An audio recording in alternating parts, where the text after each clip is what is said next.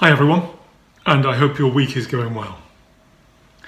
As I was thinking about our passage for this weekend, I wondered why Paul thought it necessary to include it. Why was it important? What did he want to achieve?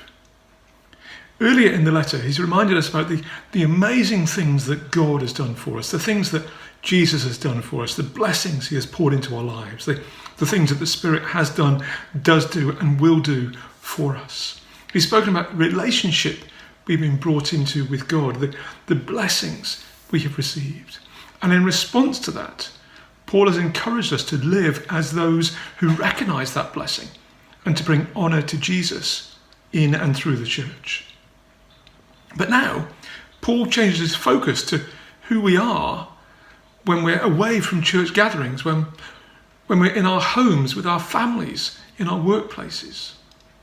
Places where we spend a lot of our time, people we spend a lot of time with, and where we are seen as who we really are when the masks are put away, literally as well as figuratively these days. And into that context, Paul calls on us to live in a way that honours God and models what it means to live in relationship with him. Our private lives, our personal behaviours, our conduct at work, these all matter. These are all important. They're important to us. They're important to those who are closest to us, but also important in the work of God's kingdom.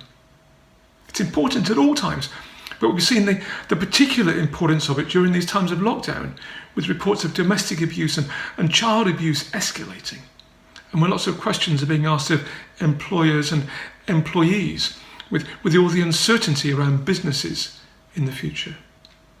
We are called to demonstrate loving and right relationships even in these challenging times, and to model what that could look like to a world that is struggling and hurting. It is probably fair to say that this passage has caused a lot of controversy over the years, with accusations being made that Paul did not like women, he wanted to ensure that they stayed in their place, or that he should have taken the opportunity to speak out about slavery and try to bring it to an end. This passage has been used to argue against social reform and to maintain the status quo, to benefit men and those in positions of authority, holding back equal rights for women, supporting inappropriate behaviour towards children, slowing down reforms in the workplace. I believe that's really unfortunate. I want to suggest that what Paul was saying was something very different to that. Something that was important and helpful then and is important and helpful now. It's important to think about what Paul is saying in relation to what he wrote to the church at Galatia 10 years or so earlier, where in chapter 3:28 he says these amazing, powerful, society-transforming words.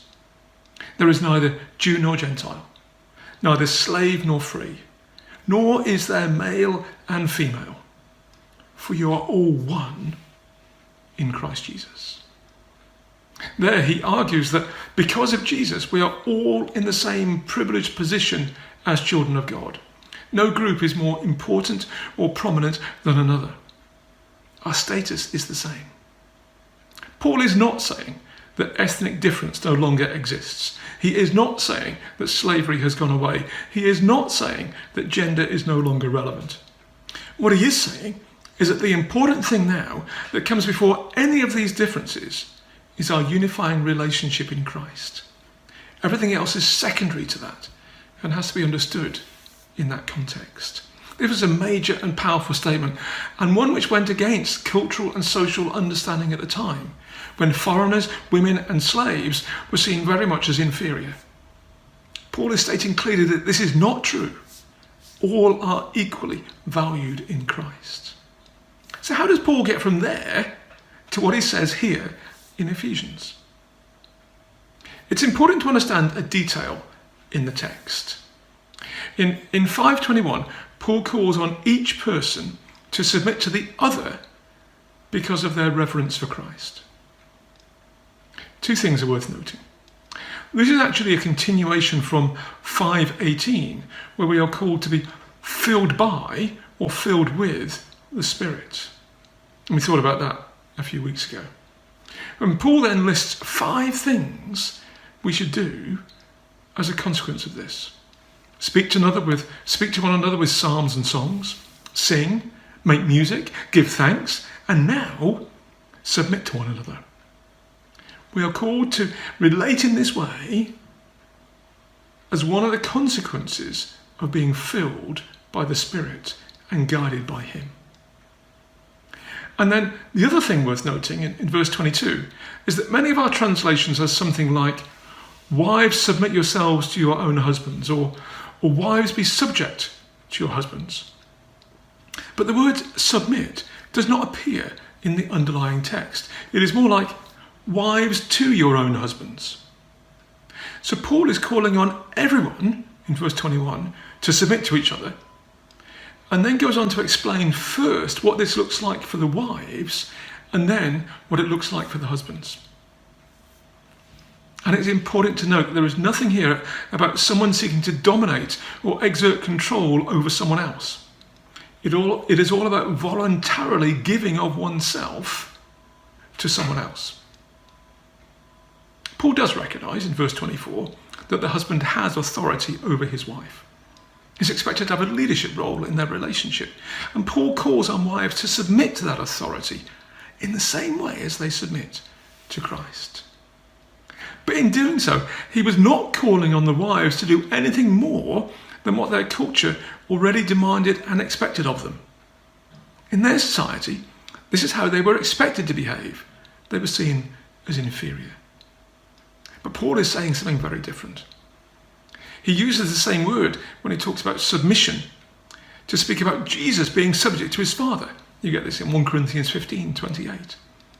And so it is not speaking about one being inferior to another.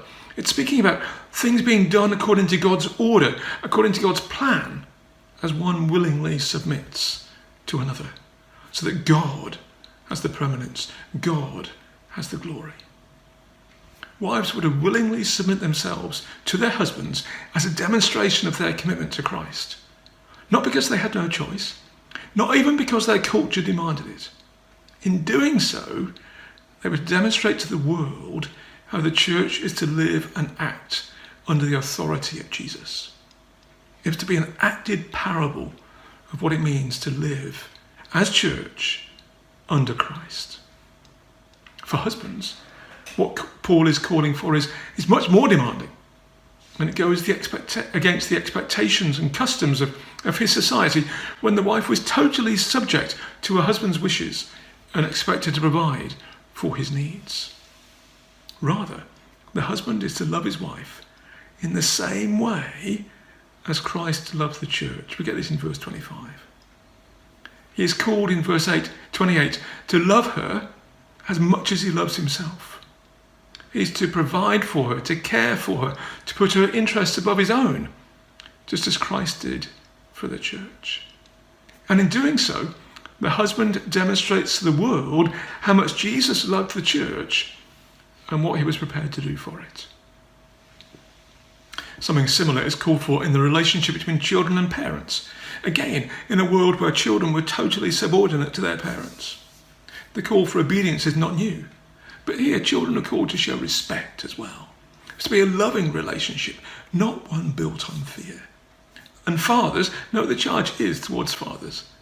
We're not to exploit their position of authority, but to recognise their responsibility to teach their children the ways of God. And again, we see something similar in the relationship between slaves and masters in a context where 30% of people were thought to be in slavery at any particular time.